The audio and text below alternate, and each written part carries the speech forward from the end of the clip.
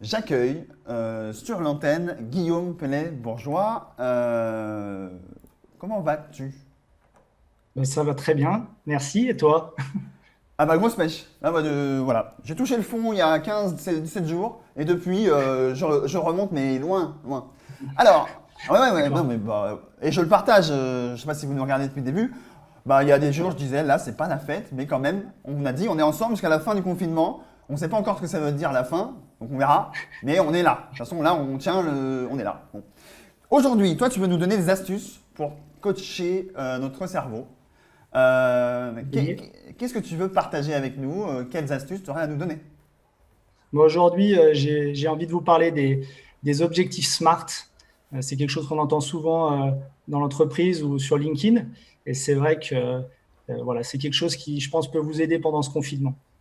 Mais je vais commencer par une petite anecdote, si tu veux bien. Allez, Eh ben, en fait, je ne sais pas si vous avez vu passer ça sur les réseaux sociaux la semaine dernière, mais on a Florian, un Grenoblois, qui est confiné comme nous dans son immeuble, qui s'est lancé un défi, un objectif un peu fou. La semaine dernière, il a gravi le Mont Blanc dans sa cage d'escalier. Donc, 94 marches à gravir 249 fois, si je me rappelle bien. Donc, tu vois un objectif plutôt original. Et pourtant, eh ben, il l'a rempli. Il a réussi à faire ce dénivelé pour faire le Mont Blanc dans sa cage d'escalier. Et je pense que pour beaucoup, déjà, de faire 5 étages, euh, imagine-toi en courant, tu vas monter, tu vas transpirer, tu vas avoir le souffle coupé, les muscles, je te raconte pas. Donc c'est vrai que ben, ne pas abandonner, c'est déjà se fixer des bons objectifs et je pense qu'en ce moment, c'est quelque chose d'important. voilà, on en profite pour Donc dire bonjour là, à Frédéric, à Edouard qui nous regarde. Voilà, continuez à nous regarder, à nous faire vos petits commentaires. On nous dit d'ailleurs, Claire nous dit, il y a un Toulousain qui a couru le marathon sur son balcon, qui faisait 7 mètres de long. C'est un peu ça ce que tu nous racontes en fait. exactement, exactement. Et c'est Alors, vrai qu'en fait, si on veut faire quand on pareil, parle d'objectif SMART, qu'est-ce que c'est quoi? voilà, dis-nous, comment on fait? Bon, en fait, l'objectif SMART, c'est quelque chose, S pour spécifique, mesurable, ambitieux. Le R, c'est réaliste et le T, c'est limité dans le temps. Moi, ça me pose souvent problème quand je travaille avec des sportifs ou des dirigeants, c'est surtout le ambitieux et réaliste, trouver un juste milieu pour être suffisamment motivé.